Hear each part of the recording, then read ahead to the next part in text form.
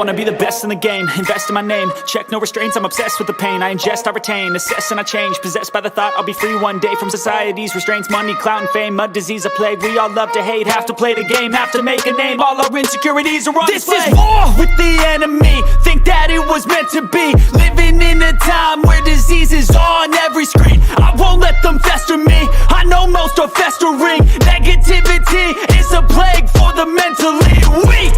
No mercy, all I got is working. Never stop searching, never quite so thirsty. I'm toxic and psychotic, with this logic you can't stop it. It's been chronic since I was a boy, so neurotic and chaotic. I'm built to last with the webs I'm weaving. I could change the past with all I'm achieving. Got my foot on gas, never stop coming.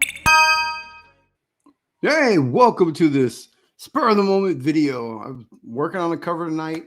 Got to get some work done. And I just thought, you know what? I'm going to show people how I work in Clip Studio Paint. You guys can watch me work on this cover and work in Clip Studio Paint. So I thought, I would talk a little bit about my brushes. People have been using my brushes for many things, even more than just comic book inking. We also have Color with Kurt. He's been using my brushes for coloring. I didn't design them for coloring, and yet they could go far above and beyond. These brushes can even be used for coloring. So thinking outside the box, it's what creatives do, And so I watched Coloring with Kurt, and he started coloring using my brushes, and I thought, wow, that is so cool. But my brushes are actually designed for inking comic books. If you guys are wondering, I'm a comic book inker. I've gotten to work with guys like David Finch, John Simon Marvia. I've inked on Avengers, inked Brett Booth, and different artists, different characters. I've inked on Power Rangers, Ghostbusters, tons of different things. And I've inked traditionally for so long that when I decided to go digital, there wasn't anything out there that I could use that could recreate the same feel that I would get in digital and create the same quality line work. So I spent hours and hours and hours creating quills and actual functional brushes that you can use to ink your comic books, and created a brush set that actually each brush is actual functional brush that you can use professionally. I've used them professionally in my professional work. And so you guys can click the link in the description, come through, and you can see there's an entire brush set. But if you're here and you're saying, Jimmy, I'm on a budget right now, I'm a student, or, I'm frugal, man, I don't know. It's okay. I'm frugal too. Free stuff. I got free stuff. So click the link in the description, go on over, check it out.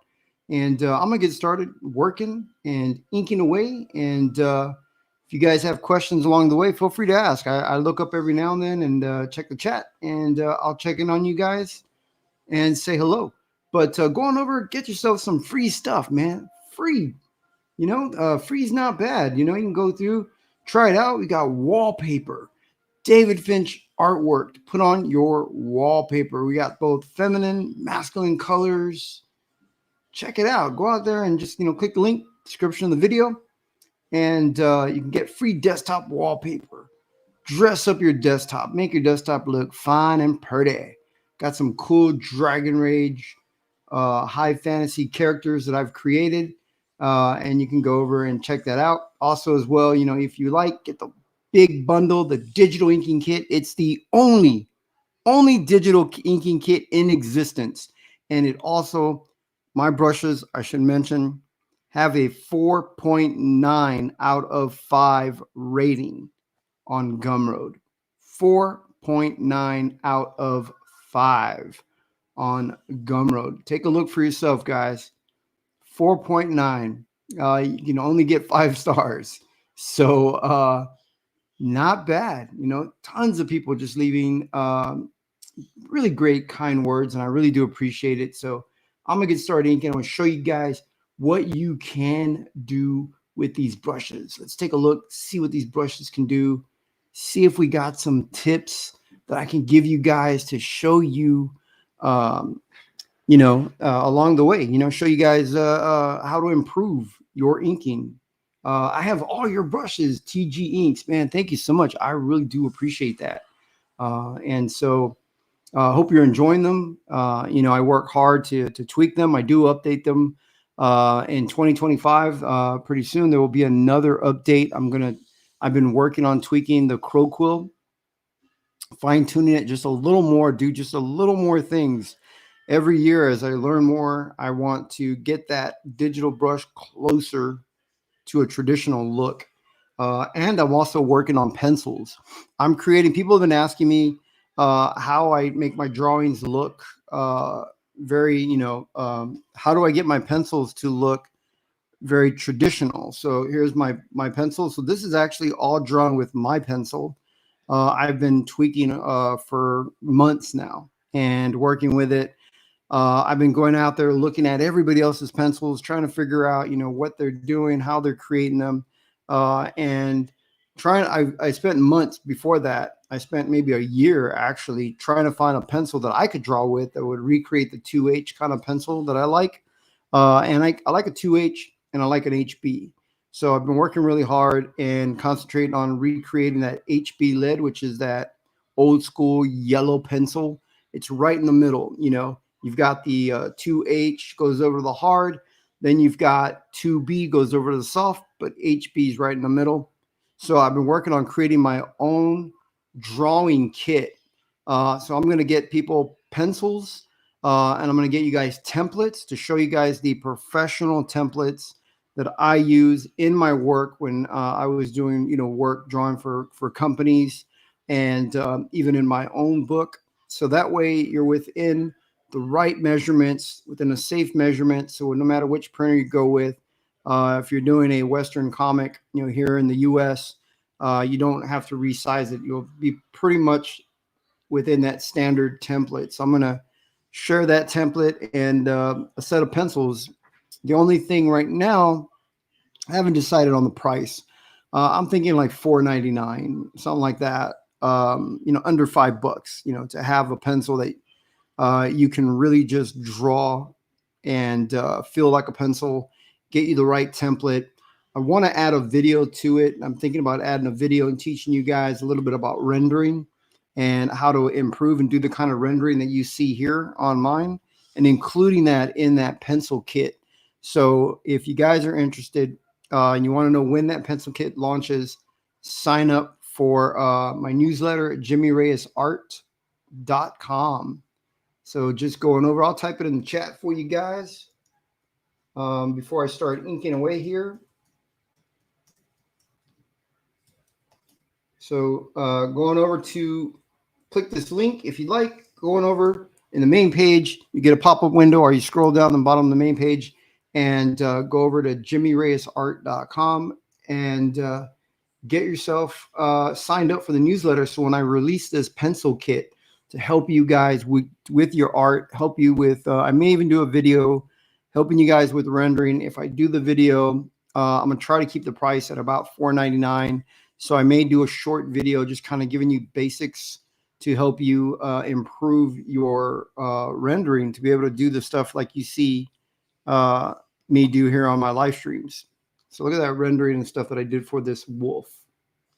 And so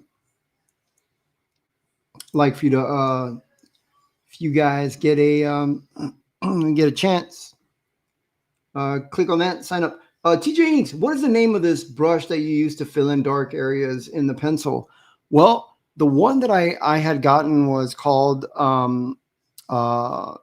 shading pencil or something like that. It was a Japanese pencil, but it didn't really fill it in like this. This is the one that I created.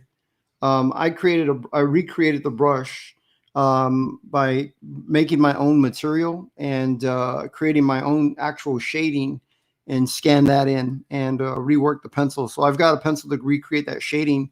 My pencil will be released very soon. I'm thinking maybe next month I'm going to release my pencil. There was a different pencil that I got online. I can't remember. It was years ago, and I was using that at first to fill in those shading areas real big. I don't remember what that pencil was called, but my pencil is, I haven't named it yet. I just call it shading pencil. but I'll release that pretty soon. But if not, if you're in Clip Studio Paint, just go through Clip Studio Paint and look for pencils with shading, because that's what I found. But I don't know what the name was, because it was in Japanese, and it just showed an example of shading, and I used it and it worked pretty good. It wasn't bad, but it didn't create the shading like mine. It actually was more of like an airbrush kind of spray, and it worked for me for a while until I got confident enough and decided just to make my own pencils. But I'm going to release a pencil set pretty soon with a video on how to do some shading and rendering. So if you sign up for my newsletter, you'll be able to get that information. But if not, if you're in Clip Studio Paint, just go through Clip Studio, type in shading. There was one that I had gotten. I remember it wasn't that expensive. It was like a pretty cheap using your gold points. And I paid, I think, roughly about, with my gold points, I paid like $2 for the pencil or something like that. It wasn't terribly expensive. So when I create mine, I want to keep them as inexpensive as I can. But my brush is pretty inexpensive. It's a 10 brush set originally, and then it's increased. So when you get my brushes, you'll find that there's more than 10 brushes now. A lot of updates in my brushes. I constantly update them. Those are free. When they're updated, you just get notified and you just download the update, get yourself the new modified update of my brushes. The quill will be updated again. Like I said, the quill is just, it's not even my quill, even though I've used a traditional quill for so long, I still haven't created my quill to be exactly like an actual crow quill yet. It's been a lot of work, but my brush is the closest you'll get to an actual quill, and that's coming from a guy I've actually worked with a crow quill. A lot of other people will create something they think kind of mimics a crow quill, and I've tried just about every one that's out there, and they don't even come close. They just all do this like feathered line like that, and a crow quill should be giving you little blobs and stuff like that. So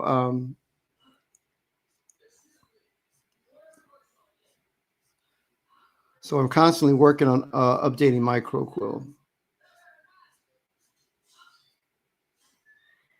But the link's in the description. You guys just going over and you can go through and you can get my brush set. It's pretty inexpensive. Darmic says, hello, Sam Reeve is popping in. He says, hi, everyone. Jimmy, when I try to sign up for your newsletter, I get an error. Oh, man. I'm not sure why. It might be right now because I wonder if it has anything to do with I signed up for on my newsletter. When you go to my webpage, scroll down, I signed up for a maximum of 5,000. I can send out a newsletter to 5,000. Now, I've had a lot of people signing up for my newsletter. I just got a notification that I've surpassed 5,000. I'm now at like 5,010. So, and now they're asking that I have to upgrade my plan in order to be able to send out all the emails. So I wonder if that has anything to do with why I'm getting an error. They should still let me send out my newsletters to my 5,000 people, and then 10 people over that won't be able to get the newsletter. But I wonder if that has anything to do with it, because I've had a lot of people sign up lately since I've been streaming, doing streams lately, and people are really coming in, and I've gotten quite a bit, but I want to build it up to 10,000. And, that's when I want to have him at 10,000. So when I launch my comic book, I'll have 10,000 people signed up on there. But it might be, but just give it a shot. And trying a different browser. Yeah, I designed it for Chrome. So if you have Chrome or Firefox, those are the ones that I designed my webpage for. And Alpha Channel says, "Hey, old Jimmy, man, appreciate you coming in, man. Appreciate you guys popping in. I'm sorry I didn't give any prior update or notice. I just went live as I do often. I just go live, but I'm trying to get more on a frequent schedule for you guys as I can. I just want to show you guys, how I work. Hopefully I can inspire. You guys can see somebody who, works professionally, inks professionally. And, that makes a big difference. Not saying that people out there showing their inks, showing how when they ink that you shouldn't watch them. I mean, that's cool too. Everybody's got a different process, but over the 30 years of inking, I've learned a few things. I've got a few things to share. So I'm the only professional inker that streams. So there's that, and you won't pick up any bad habits from me, hopefully. When you're learning when you're watching somebody else, that's just the risk. When you're learning from someone, you don't really know what their experience is, how much they know, and they could be teaching bad habits, because they're just discovering stuff on their own as well.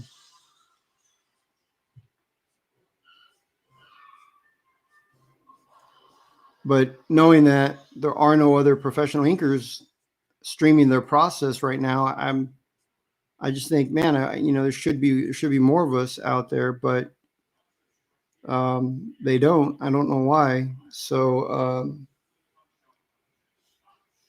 it's all right. I will share with you guys all that I know. You guys can come here and use this as a resource and learn.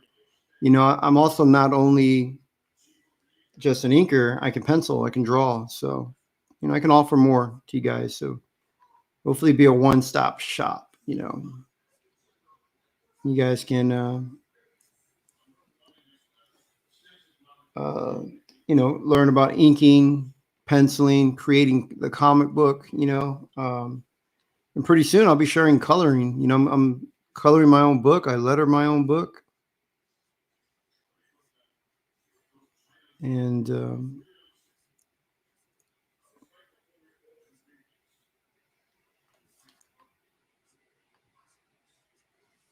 I can offer more advice as I get more comfortable in coloring and lettering. Right now, I'm not. I don't want to steer you guys wrong, so I'm not quite comfortable giving tips on coloring because I'm still learning that. Yeah, I love to watch you ink. I'm just getting into hatching and I love it. So here's the tip when you do hatching. You want to create a gradation. All your hatching should be this. And this is what people, I noticed that when they hatch, they're not quite, they don't really do this when amateur inkers or when you're novice. And nobody out there, no professional is sharing this because I don't know, man. Some of these, when I meet other inkers, they never wanted to share with me because it's so competitive. They were so afraid of creating competition for themselves. It was hard to really find somebody willing to share tips with me. And luckily, Salim Crawford, we became friends and he was willing to share what he knew. And I learned a lot from him. And I learned from Jonathan Glapion. I also got to learn from Sandra Hope. So there are some really nice people out there that were willing to share with me, but they don't stream and they're not sharing very much. So when you create a gradation, you want to start out with wherever your black is, you want to be able to create a nice fade out of that solid black. So you're trying to create, thick lines and work your way down to a thin line where you keep your thicker line here closer together. And as you get to these lighter lines, they're further apart and the lines are thinner. So you create this gradation in your work. And when you hatch it, you're trying to work your way, if you're trying to work your way back to the same dark source, what you do is you just do this. And I'm just going to use this as a real quick visual example. So all we're doing is we're just trying to use the same pattern, but we just angle it at a different angle. And it's the same thing. We're trying to work all the way to our hard shadow or into that black. So what we're trying to do by using cross hatching is create a value. So what we're doing is we are showing that there is a fade from a solid black right here, and we're just trying to get to a white source. So we're creating a gradation, this transition. So when you make your lines, you want to hatch them like that. Another tip for hatching that I find very, very useful, and this will really make your work look so clean, and people will go, and I only really do this when I do traditional inks. I don't really worry about it so much when I am working digital, but when I'm traditional, what I do when I hatch it over, I will actually hatch with sometimes thinner lines just to show a variant in my line weight. I sometimes will do that. Another great way to create a nice little transition is to anchor your lines like this, just the little zigzags. That's one way if you want to avoid doing cross hatching. You can also still create that nice little gradient and still almost kind of create a cross hatching effect. So when you cross hatch, you want to always keep in mind just this simple gradation. No matter how many lines you put down, you always want to eventually fade out like this. And then you take it another 45-degree angle, and you also get lighter fade out like this. So no matter how many lines you're putting in on your cross hatching, you can do bleeds to it as well. You can thin bleeds to thick at the base. Just depends on how much cross hatching that you want to do, and you can get fancy with your line work. Wills Portasio back in the 90s, when Scott Williams would ink him, Wills always likes to do these V shapes, and John Dickinson at Wildstorm was a really good inker, and he would always do these kind of like this. You create the transition like out of a cheekbone or something, out of a bicep down at the bottom. Willis Portasio would create those. And then what I liked that John Dickinson would do when he would work with them, he would add the little links back in like this and reconnect them, creating a really nice little transition at the bottom. I like to add little cuts back into it like that to create nice little transition and gradients when you go. So always still using that same gradation that I showed you with your real thick lines close together, and then it thins out. And as they thin out, the lines get further and further apart, creating a gradation. So when you create your cross hatching, your top line at the very end of your cross hatching near your highlight should always be your thinnest line with the most space between them, and your thicker lines get down at the bottom, they get thicker. So you want to always have that. And when you try to use that as much as you can, you'll get really nice, clean lines. And you can use any type of line that you want to do. You don't even have to do these this type of you know, I always you can even use flat lines if you wanted to. You know, if you want to do flat lines like this, you still can, if you want to connect them, make a nice little zigzag on them.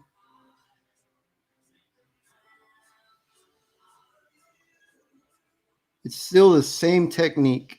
That's all that it is. Like that.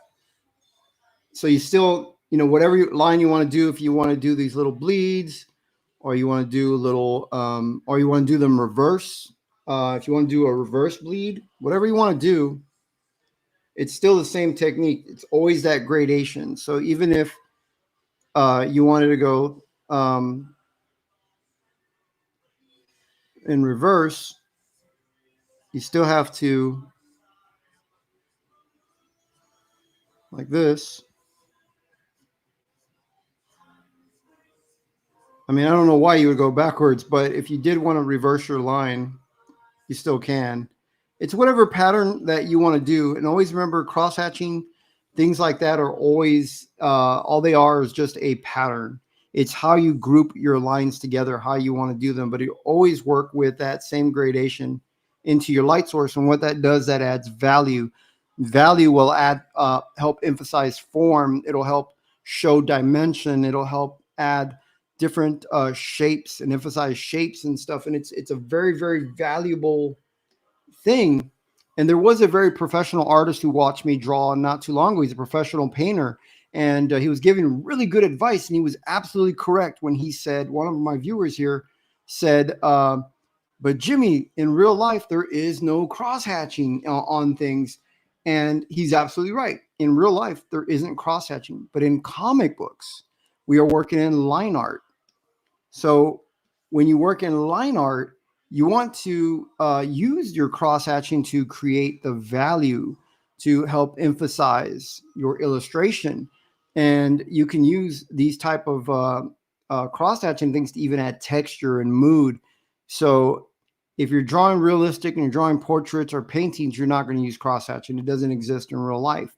But in comic books, it's a type of style and technique that has been misunderstood. Some people just don't understand it and just start putting cross-hatching everywhere because they don't really know. They're just trying to fake it, trying to add more detail and rendering when they don't really know how it's used. So just always remember, it's to add more value to your work, to emphasize the form and shapes. It can also be used to create mood. So anytime that you do any rendering, always keep in mind that that's really how it's, you know, why it's used. And you can use cross-hatching and use it properly. Sam Reeves, wow, those are such good tips. Thank you. Yeah, thank you. You know, it was stuff that, because I remember those V-shapes. Yeah, Will Spertasio would do those a lot. And it was stuff that, you know, that I hadn't really got a grasp of. And it took me a long time to really understand them. And it wasn't until, you know, watching JD, John Dickinson, you know, his inks, that it really resonated with me. You know, Scott Williams, you know, he would do some of that. Richard Bennett would use a lot of it. And once I really started to watch like Richard Bennett and I started watching JD work, that really resonated with me and helped my inks so much. You know, Scott's an incredible inker. He developed a lot of techniques, but you know, Scott, he worked so fast. It was kind of hard to follow his work, you know, and it was, I think like, you know, JD's work, it appealed to me more. Alpha Channel says, the hair looks great and the leather texture is sweet. Oh, thank you. I appreciate that. Yeah. So here's the leather. You know, leather has worn cuts in it.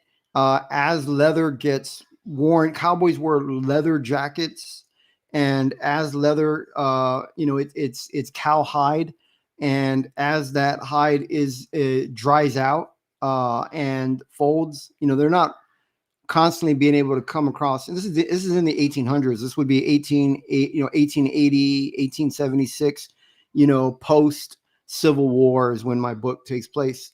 And so, you know, they don't always have the mink oil available to them. So some of their jacket that they're wearing would get dry and leather gets worn. And so you get these cracks in it. And so I try to incorporate, you know, things, you know, realistic from life. You know, I want to exaggerate it and make the leather bend and move in ways that it doesn't really move in real life. But this isn't real life. This is a comic book. This is dynamic. This is an interpretation. This is just an exaggeration of reality. So creating this leather jacket here, trying to recreate it. And this is my interpretation of what a leather jacket would look like.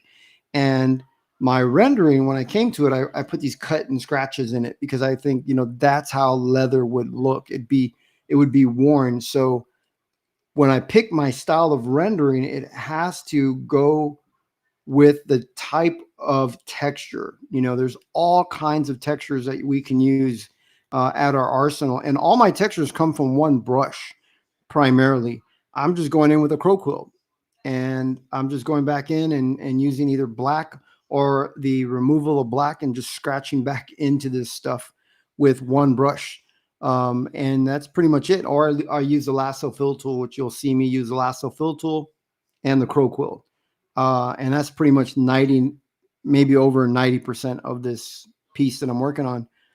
So I want to show that his jacket is just a little different, you know, little textures here and there. The fire, when I create the fire with the little crackles and the embers going up there, you know, I just try to use and try to imagine and visualize like what would a fire look like. If you've ever been camping, been next to a fire, and if you have a fire pit at home, a fireplace, winter's coming up, or if you're already in winter, just pay attention and look, just observe, sit back for a moment and get off your damn phones. No, and just look at the fire and you'll hear it crackle, you know, and you'll see embers kind of coming up.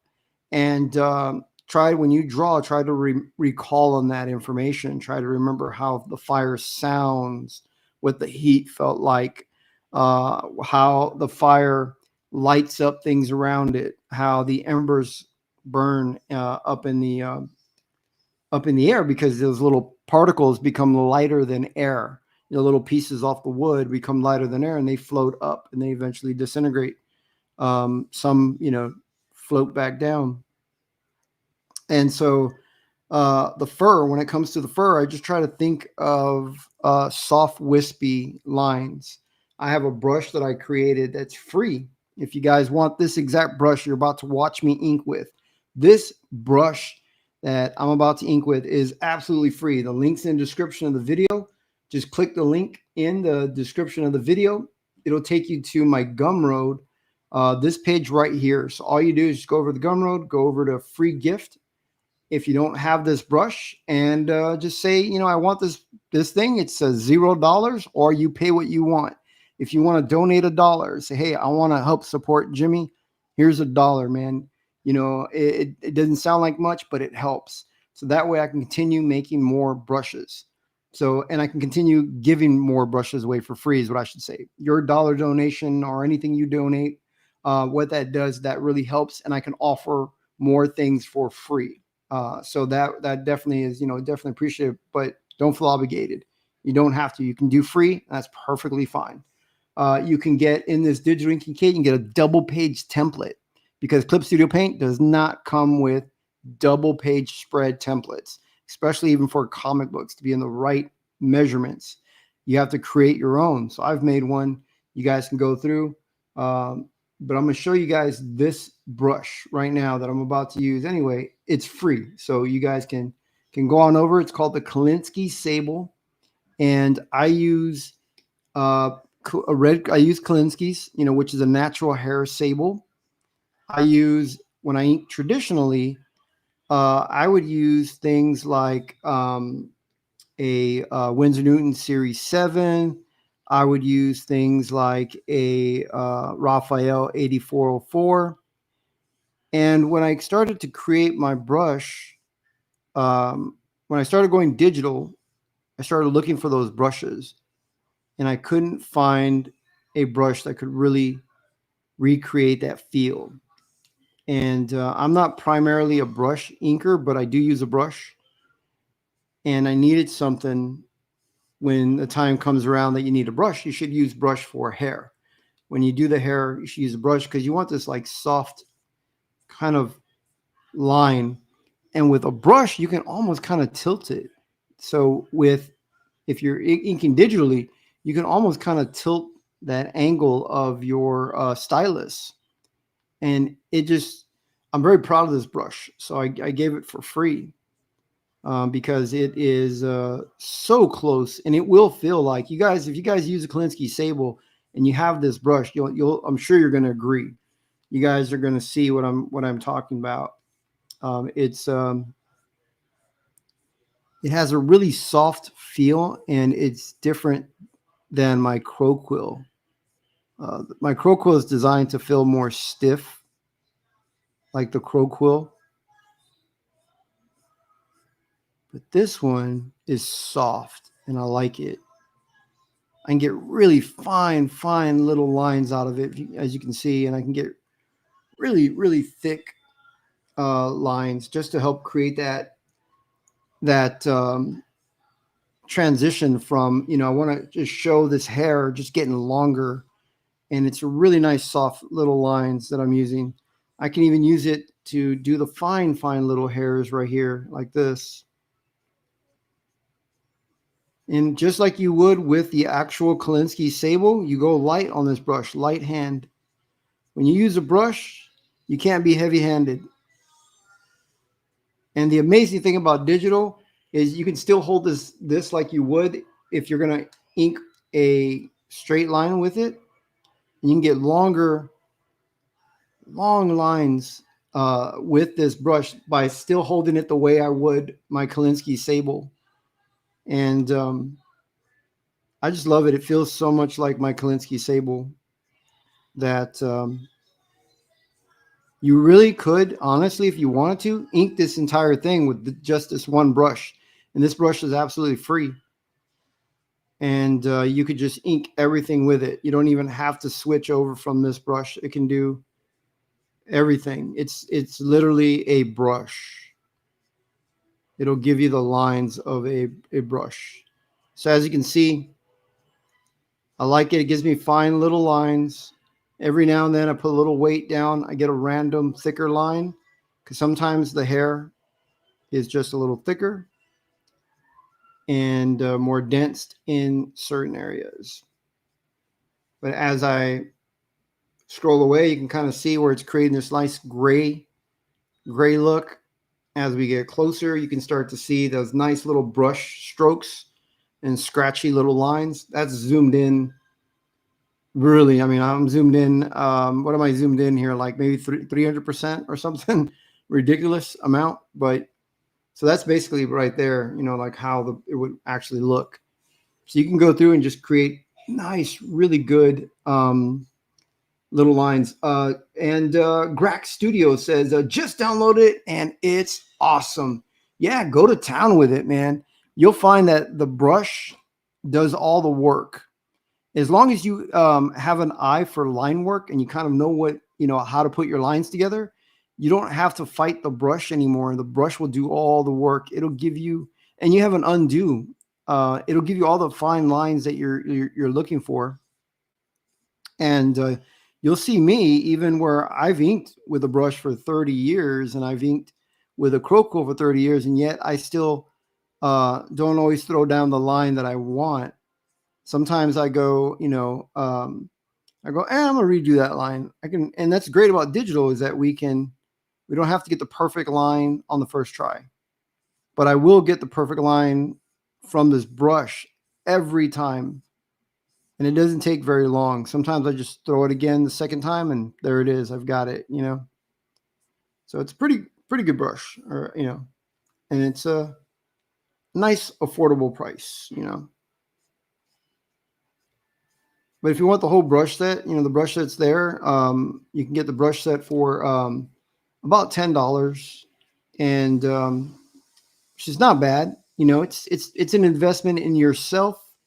If you want to do comics professionally, a $10 investment isn't you're worth more than that. So it doesn't, it's not a big, ridiculous investment. You're definitely worth that, especially if you want to have quality tools. There's a lot of brushes out there that people are creating, but they aren't professionals. They are trying to create brushes that what they think what the comic book artwork looks like. But this is a brush designed by an inker for inking comic books. So that's what's set my brushes apart from people. Sam Reeves says, do you hold your brush or quill the same way you hold a pencil? No. My brush is like when I'm inking traditionally. My pencil, I will actually grip it. I do hold everything between my two fingers, the same fingers, and I let it rest in between my index finger and my thumb. I let the pencil sit on that like this, and then I just grab it. So when you're inking with a crow quill, I want to be able to hold my crow quill very, very light. I don't want to have a tight hand. So I hold my crow quill further back, like around here when I ink with my crow quill, and my brush, I hold it further down towards the tip. And with my pencil, I'll hold the pencil just right in between those two things. But I do grip everything about the same way, if that's the question you were asking. I do hold everything with the index finger and thumb, and I let everything rest in between, except for when I throw a straight line with my Kolinsky sable, my actual Kolinsky sable. I do ink traditionally still, and I have to do videos where I'll have to show you guys. You guys can watch me ink traditionally, so you can watch. But when I throw a straight line with my Kolinsky sable, I will actually hold it just like this and throw my line over to the side, just because a brush is so soft.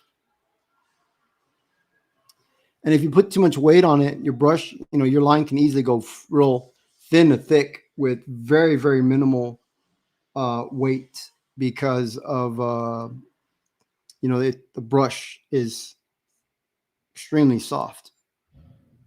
So in case you're wondering what I'm inking the wolf's fur.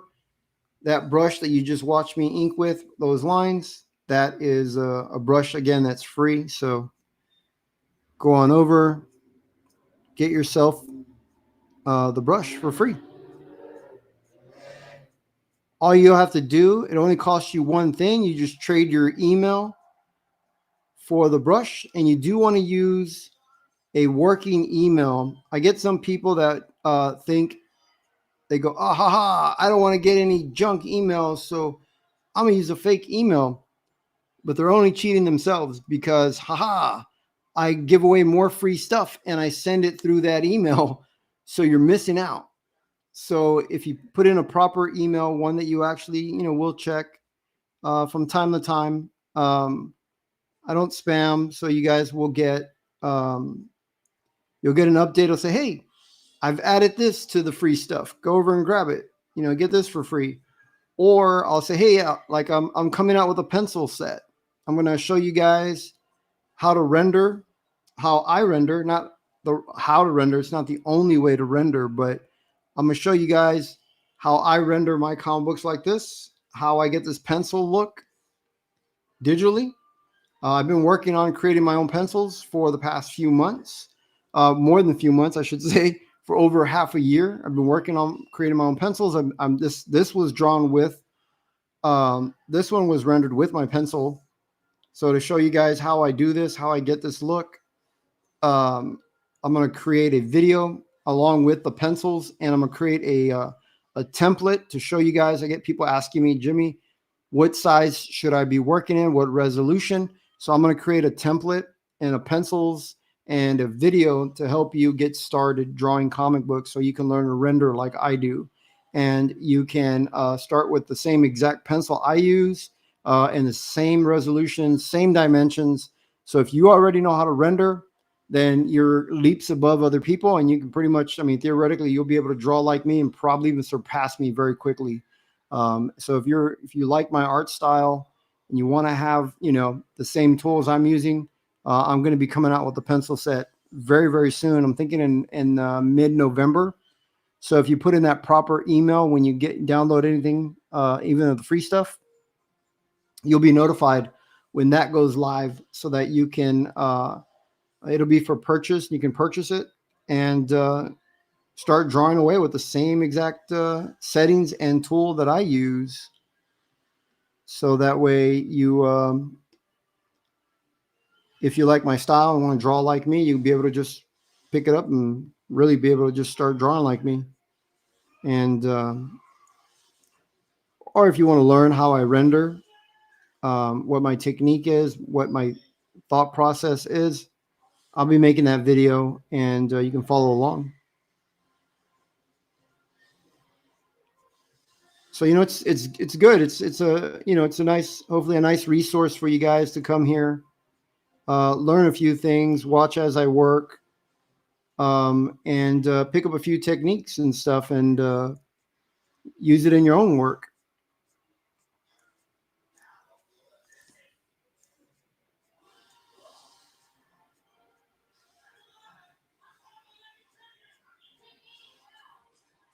So Sam Reed says, he says, looking forward to it. Awesome, man. I appreciate that. I thought I saw your stylus was almost vertical when you held it up, which is why I asked. Oh, like vertical? No, I use it like this in my hand when I'm actually drawing, but when I throw a straight line, it's vertical, so that I can keep it flat and do a flat line and just straight line whenever I want to do that. But when I draw and I do all that stuff, I lean it. I rest it on my palm, and I try not to make a tight grip, because then you can fatigue your hand. Try to keep your hand as relaxed as possible. That's really key. It's really important that you do that to protect your hand and your tendons and everything. I'm not a doctor, but our hands are really, really important. You want to take care of them as much as you can. Nobody shared that with me when I was younger. Sadly, some inkers aren't really able to ink anymore. If you guys know the comic book Battle Chasers, and there was an inker on there, and he was inking Joe Madureira, and he developed carpal tunnel and he quit. He wasn't able to ink because of wrist pain.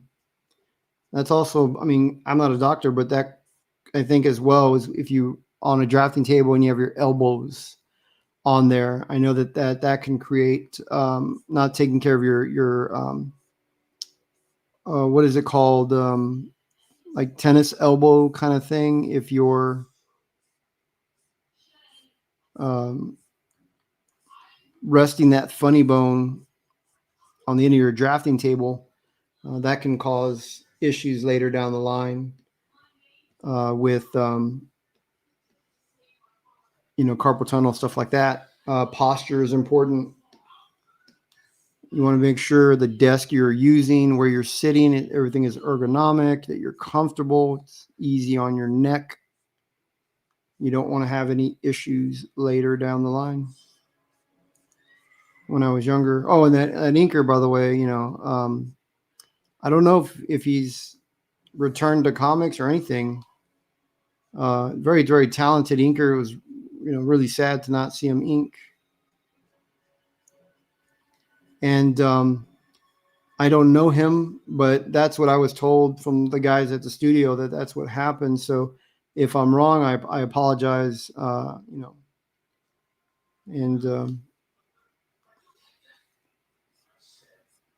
but I'm just repeating what the story was at the studio,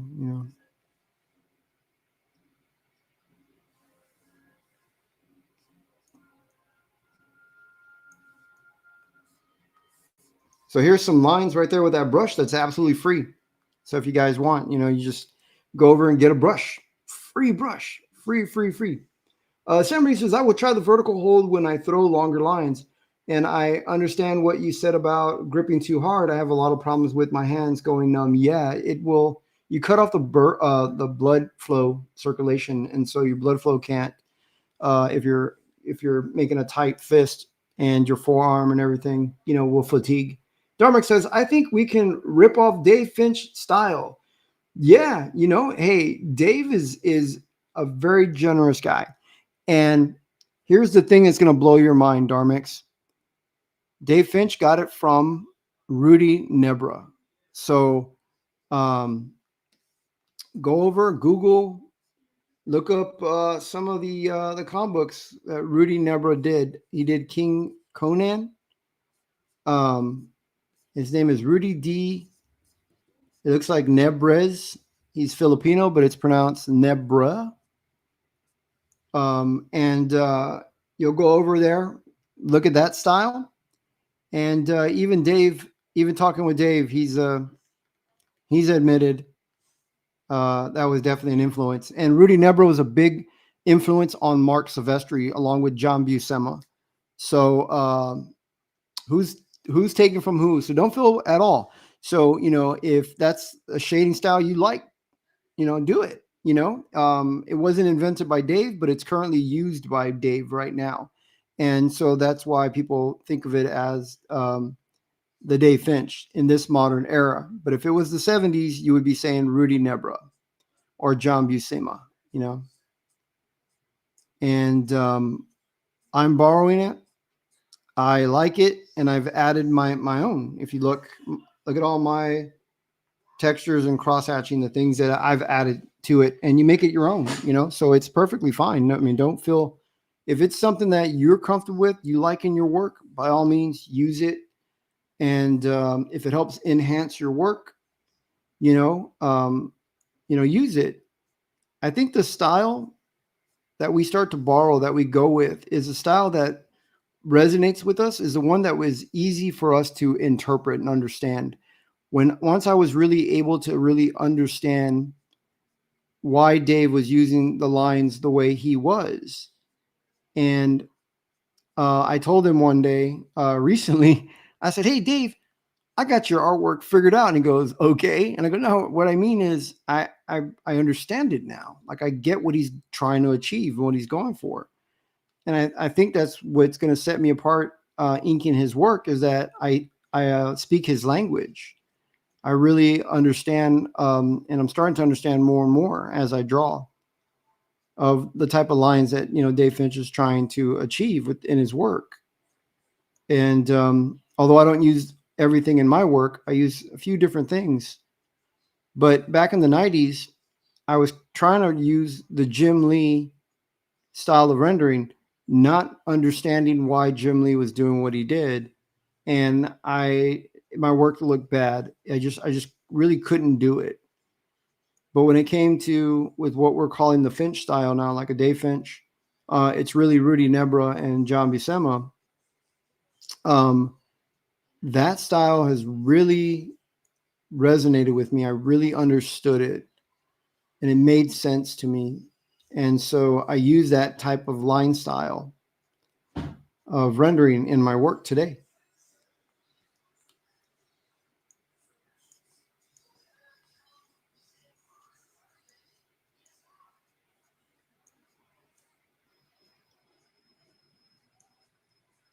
And really everything is just a pattern. So the fur, the type of lines that you're seeing in this fur, and you think, oh, Jimmy's just, you could just be going through and just mindlessly putting down a bunch of little lines, right?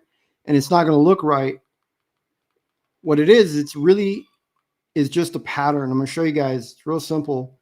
I put down a series of lines together, and then I put another series of lines together. And then I give it just a little bit of white space right there. And I put down another little set of lines, and another little set, and then another little set, and then another little set, like that. And if I want to transition and make things get darker, or bring my lines in closer and they get a little thicker. And here's that white space.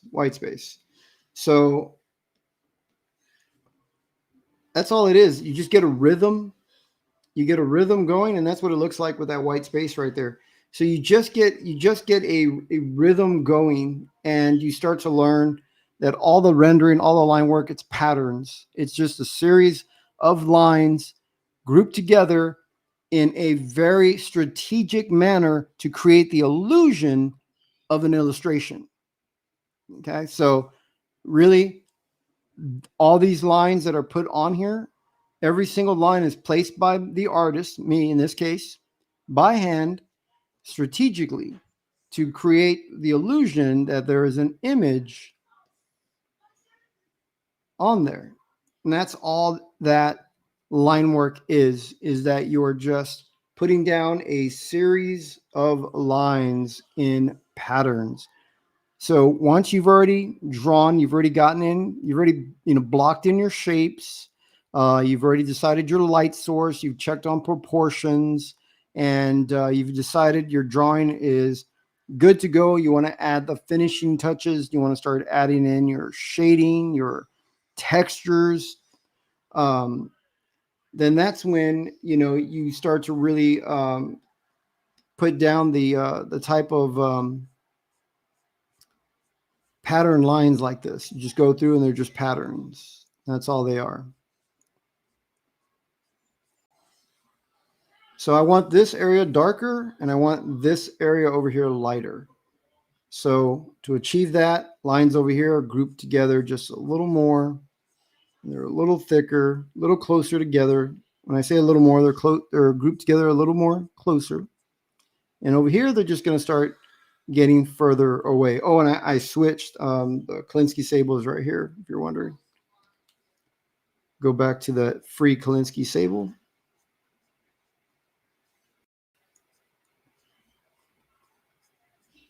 And if you're just joining, this brush I'm using, it's absolutely free. Click on the link in the description of the video and download your brush. When you do, you just type in your email address. You get the brush for free. And you want to use an email address that you do check from time to time, because I give away more free stuff and I send it out via that email.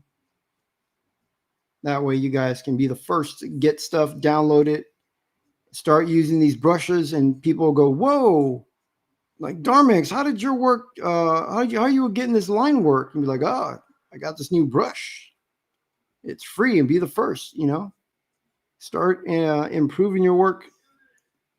Be the first to start using, good quality brush.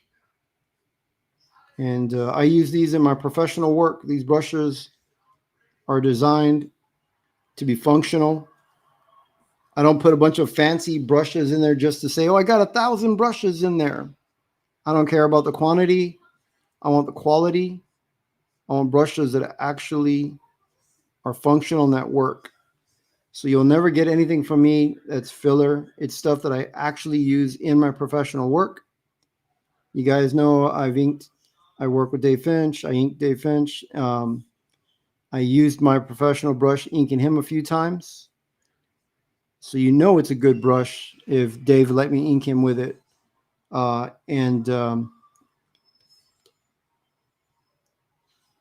You know that it's a good quality brush if it can reach a top tier artist like Dave Finch. And so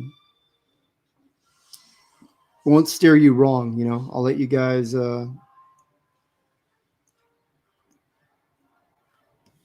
get you guys just quality stuff. All right, so here I used the lasso fill tool, just slapped in real quick some black. I'm gonna lower my opacity to see the drawing underneath. And when I say reverse inking, this isn't exactly the type of reverse inking we do traditionally. When you're inking traditionally, reverse inking is really this.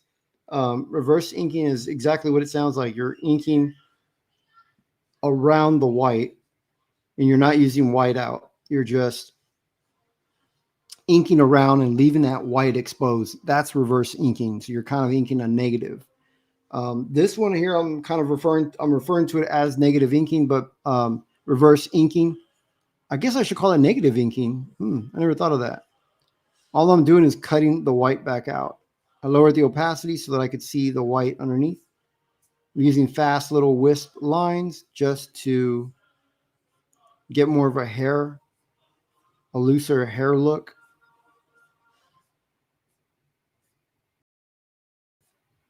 And some hairs I want a little thicker. I'm gonna go bigger in my brush. I'm gonna change my brush right here. This is the pixel size is 80. I'm using this brush right now at 80 pixels to add in just thicker lines. And the reason I do that is so that I don't have to press down so hard to save my wrist and my hand. You could press down harder and you don't even have to ever change the size of your brush if you wanted to. I just like to be as easy on my hand as I can. So I'm going to bring back the opacity and you can see what I was doing there. I'm going to extend some of these little lines back down so that I don't get too much of a straight little cut in there. I want the pattern to look a little more random, you know. So I just add a few more little lines in there. And this is all with that free brush.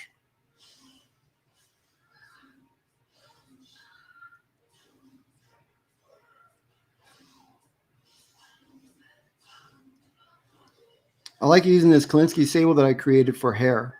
It gives me that nice whisk lines, you know, that the Kolinsky sable would actually give you. And so we're getting closer and closer to almost finishing this. You can see using the solid black around, you know, if you ever watch Jim Lee will go through and he likes to take a Kleenex and he likes to create the black negative area and fill it in, you know, black, so that when you do the drawing underneath, it doesn't feel quite so empty with the white space. And then, you know, he likes to cut patterns over, you know, with some white out and stuff over the black ink.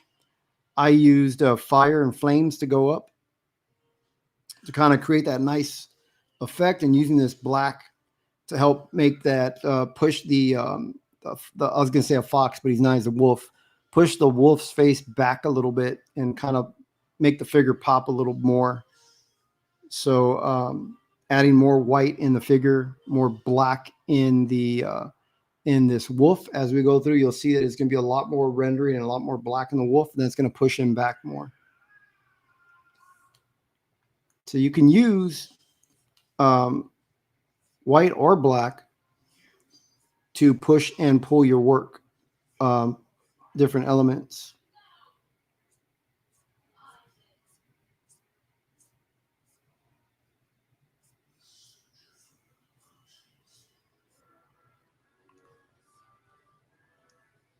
So I'm going to use the lasso fill tool to just shape in some little hair right here. It's fast, it's quick, it's faster than the brush, so that all I do is just drop in some shapes right here and get some nice cool little shapes for the hair. And then I'm just going to put in fine a little more fine loose hairs. Just show that the hair is wild. You know, it's all over the place. Have fun with it, you know. A little bit of a halo around the ear, but not completely haloed around it, just a little bit to help that shape. And then I'm just going to drop in some more hair in here. And then I want to get another vantage point. You always want to make sure you're looking at your drawing as a whole. You want to be able to get a whole perspective of it. So I pull back and I look at my drawing, and I'm looking at this area right here where I was just working, so that I can see what do I need to do. Is that area, can you tell the difference between that and the sponge effect that I created behind the hair? Is the hair standing out, and does it look like hair? So I'm just kind of looking at this area needs to be white. This needs to be darker. So am I achieving that with the type of line work that I'm using? So I always zoom back out, look at it, and then I go back in and go to town on it, you know.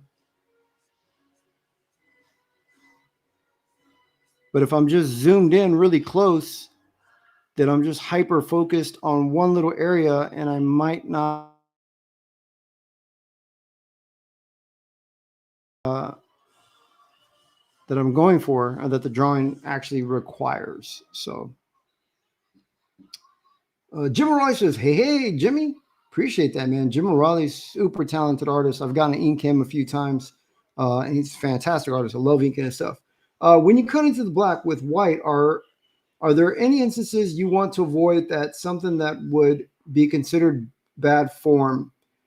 The one thing when I cut back into the area, when I cut back into the black, I'm using the negative. I'm not using white. So when I say white, I'm exposing the paper underneath so that the white of the paper shows, but I never use white ink when I work digitally, because then when I send the file over for myself, now that I color it, when I send my file to Photoshop, because now I color it, I want to make sure that if I remove the paper, that there is, we call it basically, if you go to edit, you can convert brightness to opacity. Oh, you can't see my window pop up, but you go to edit, go to convert brightness to opacity. You want to make sure that you're able to see through your drawings. So no matter what, if you put white in the background, the white will show through, or whatever color.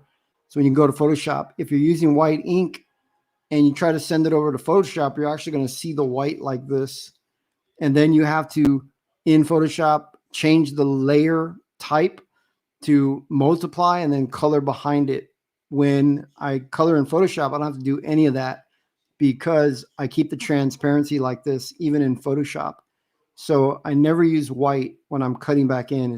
I'm just using the negative transparency. It's called a transparency fill.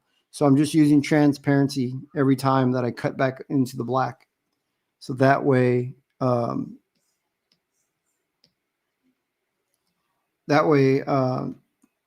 I can jump in between programs. And I used to do that for my colorist back when I was using a colorist. Now I'm coloring it myself. So I just do it for myself now. A lot of good, techniques, habits you want to get into now. If you're not working professionally and you plan to work professionally, might as well start learning a proper workflow so that when you do start working for a bigger company, you're working with these other artists and creators, you're already conditioned for it. You're already used to that type of workflow. And you want to make sure you work well with others. It's a small business. If there's some guys that I've seen that say, oh, I've been canceled. Well, they were canceled because they weren't easy to work with. Not everybody. I mean, some people sadly have been canceled for political beliefs, religious beliefs. I mean, other things, but I have seen a few that I know, not many, but a few that I know that they just didn't work well with others. And so that's why they're not working in the mainstream anymore. But you always want to be somebody, think about it. People hire their friends, people hire the people they like to work with. So you want to be somebody that at least you're easy to work with. You don't have to be buddies, but, somebody that works well with others. And by creating a proper workflow can really help with that, because if you start working for a mainstream company and they say, well, I want you to work in this manner, and you're not used to it and you fight it, well, you're going to find that they're going to go with somebody who's already used to working in that manner. Somebody who they say, hey, you keep sending your files over and you're not using the transparency fill when you're sending it over. It would be nice.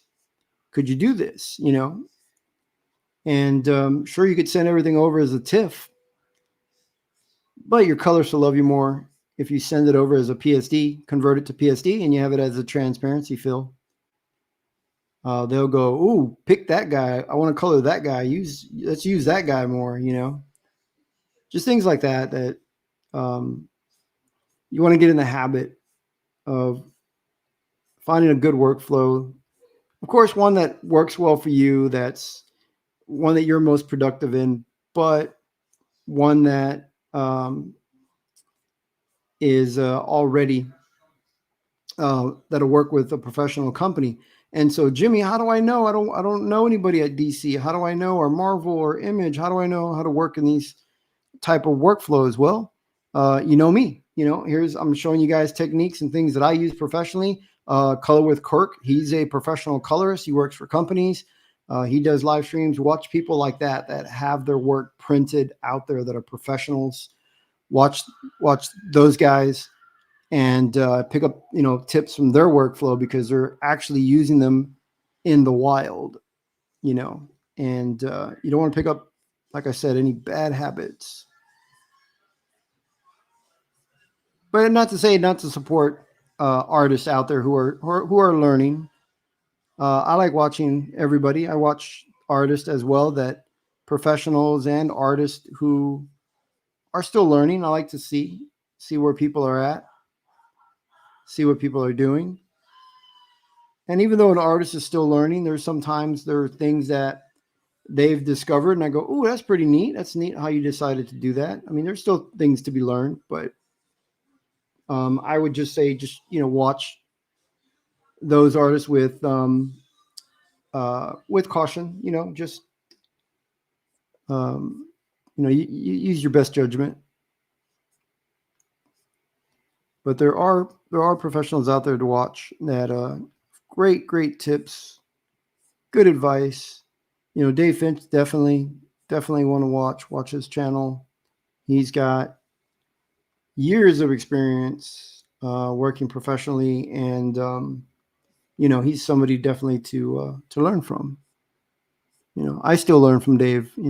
I still call him up and go, "Hey, Dave, how do you do this? How do you do that?" Or just watch this video. So that's the hair right there. If you guys see, that's all the hair. Just using that brush, just cutting through into that hair. And that brush is free. So you guys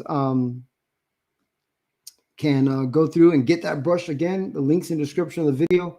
Go through and get the brush absolutely free. Or if you want to buy the brush set, you can buy the brush set. It's totally up to you. But I want to say thank you, guys. I'm going to get back to work here and just keep working away. I wanted to show you guys some of the inks, and to let people know that there is free brush out there. And there are brushes that have been created by a professional inker. In case you guys are unaware, it's the only brush set created by a professional inker for inking comic books.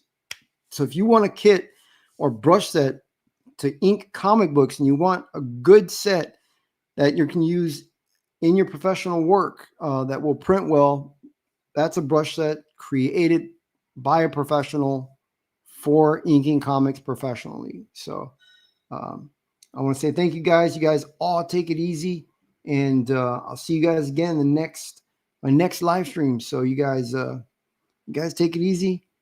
Keep inking away, and don't forget, links in the description of the video. Go over, get your set. Go over and get yourself a free brush. That's the brush I just used to ink all the wolf's hair, right up there. So I did all these lines up here that we just saw in the wolf with this brush, and it's absolutely free. So we'll see you guys, and you guys all take it easy, and I'll see you guys very, very soon.